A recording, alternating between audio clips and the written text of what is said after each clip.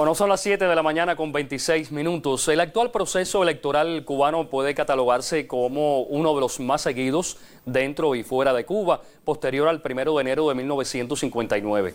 Una de las principales razones es el llamado cambio generacional en la máxima dirección del país. Para la mayoría de los cubanos, el proceso electoral solo consiste en varias etapas para elegir a los delegados a las asambleas provinciales y diputados a la Asamblea Nacional, pues marca entonces el fin de este recorrido. Pero el término de este proceso se encuentra en la investidura del cargo y la conformación del máximo órgano del poder popular. Vamos a reflexionar, apuntar y, por qué no, esclarecer también estos criterios acerca del tema. Dialogamos en los próximos minutos con el profesor de Derecho de la Universidad de Artemisa, Yulieski Amador Echevarría. Muy buenos días. Muy buenos días. Bienvenido a la revista. Gracias. Bueno, pudiera parecer obvio o una pregunta un tanto trillada, pero me parece que para iniciar nuestra conversación podríamos definir qué cosa es un proceso electoral.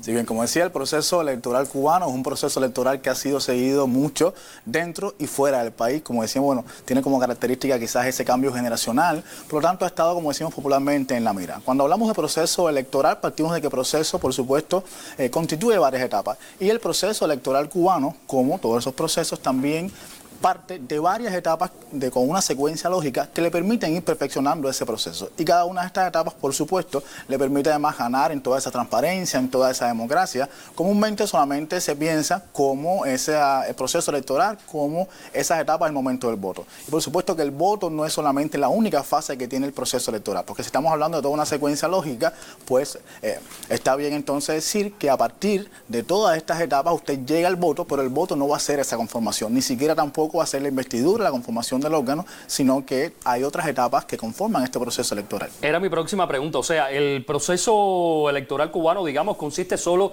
en el acto de efectuar el voto, o es este el que marca el final del mismo? Sí, a ver, comúnmente se piensa que el voto es el único momento que tienen las elecciones. Por supuesto que no. Hay varias fases. Bueno, está la convocatoria a esas elecciones que la lanza el órgano destinado para esto, pero además es todo el registro electoral, está el empadronamiento, o sea, como hablando de este registro electoral.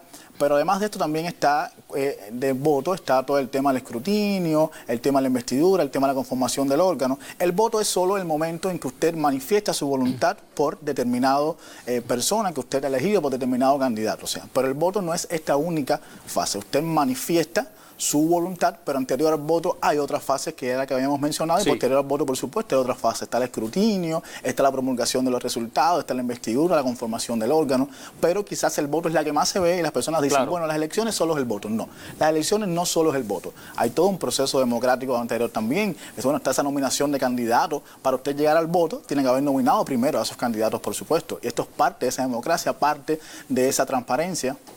Y que, como bien tú decías, no termina justamente en el voto, sino que después de pues hay todo un proceso de validación incluso. Pero ahora, hay otras palabras que se manejan también y otros conceptos que se manejan en este sentido. Cuando estamos abocados a un proceso electoral, y quizás para ustedes, los que estudian el derecho, pues les es mucho más común que a la población en general. Ahora, es lo mismo derecho al sufragio que voto, por ejemplo, dos de las variables que mucho se hablan de cara a un proceso electoral. Sí, dos términos que se utilizan mucho, que además hay dudas a veces en la población, y bueno, es parte también de esa educación jurídico-ciudadana que tratamos de formar. A ver, cuando hablamos de derecho al sufragio y de voto, no estamos hablando de lo mismo. El derecho al sufragio es un llamado derecho político de primera generación, con un carácter dualista, que le permite a la persona tener un sufragio activo y un sufragio pasivo. A través del sufragio activo usted puede elegir, y a través del sufragio pasivo usted puede ser elegido. En el caso nuestro tenemos un sufragio universal donde no existe discriminación de ningún tipo. A la hora usted puede realizar este sufragio activo o el sufragio pasivo.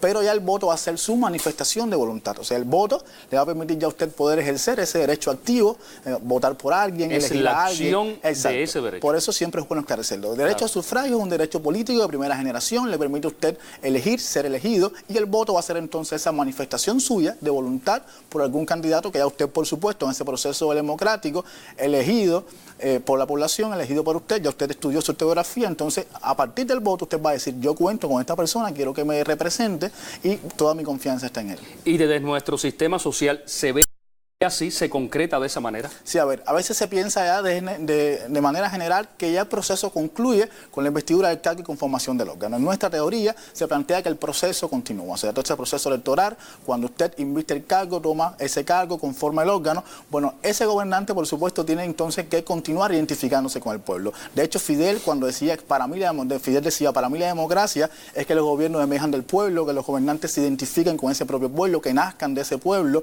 y por supuesto, si estamos hablando que la teoría socialista no concluye el proceso electoral con la investidura del órgano, conformación, investidura del cargo y conformación del órgano, sino que continúa ya con esa relación entre el elegido y ese elector, entre el elegido y el pueblo. Y por supuesto, el artículo 68 de la Constitución, donde se plantea que tienen el deber de rendir cuenta a esos electores de toda su gestión, de todo lo que están realizando, y esto también le da transparencia a ese proceso, porque se da cuenta que esa persona elegida entonces está interactuando con el pueblo también está mirando, está sirviendo de juez de lo que está haciendo este gobernante, y esto también es parte de la transparencia de todo el proceso eleccionario. Hablabas de transparencia, justamente, ¿qué importancia pudiera tener para esa transparencia que mencionabas del proceso electoral cubano la vinculación entonces entre los electores y los gobernantes, o sea, los que elegimos? Sí, a ver, gozar de consenso en la población es bien importante.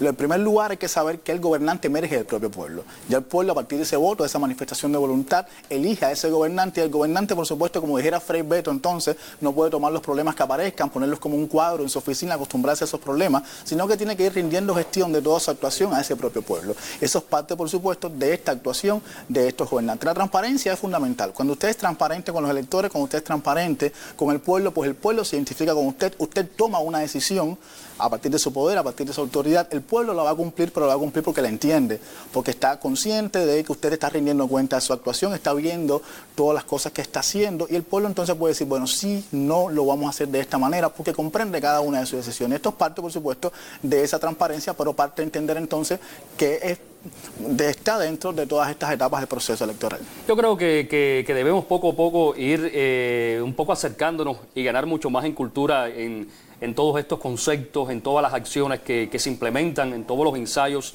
que se realizan abocados a un proceso electoral, y yo creo que vale la pena pues conocer mucho más sobre las diferentes variables, ¿no?, que mencionamos a la hora de denunciar un proceso. Exacto, poder explicitar la democracia, claro, del sistema electoral cubano, toda esa transparencia del sistema electoral cubano, cómo se participa. Habíamos dicho, bueno, un sufragio general, sufragio que no existe discriminación en ese sufragio. Hablamos de un voto directo, igual, secreto, un voto que no es obligatorio. Usted lo hace porque lo siente como un deber cívico, un deber social, un deber moral para usted, pero no es obligatorio. Por lo tanto, usted está diciendo, yo voto por este candidato, yo estoy dando mi apoyo, pero de una manera consciente, una manera real, no una manera obligatoria. Yo creo que en la medida que seamos conscientes de eso, en la medida que nos familiaricemos justamente con todo esto, entenderemos mucho mejor nuestro proceso electoral y la transparencia justamente que hay en cada una de sus etapas y cómo se comprenden cada una de sus etapas, cómo se ensayan cada una de ellas, incluso luego ya de ejercer su voto, que no termina justamente, como bien decía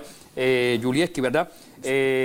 No termina justamente el proceso ahí, sino que comienza, a partir de ahí comienza una nueva etapa. Así es. Y mucho más allá, que todavía, bueno, estamos en pleno proceso. No es solo el voto. Anterior al voto, ¿coincides con eso, que todavía estamos? Todavía estamos en un proceso eleccionario. Anterior al voto hay otras etapas y posterior al voto hay otras etapas. Incluso, como decíamos, después de la investidura del cargo, conformación del órgano, continúa esa relación entre la persona elegida y los electores. Qué bien. Bueno, te agradezco muchísimo que hayas venido esta mañana para acercarnos a estos conceptos, a estas variables dentro del proceso eleccionario, que muchas veces repetimos acá, pero que para el gran público pudiera pues representar no conocidas, ¿no? Y de esta manera pues también concientizamos mucho más nuestro proceso y la transparencia que hay en relación a este. Vamos a seguir con otros temas. Muchísimas gracias.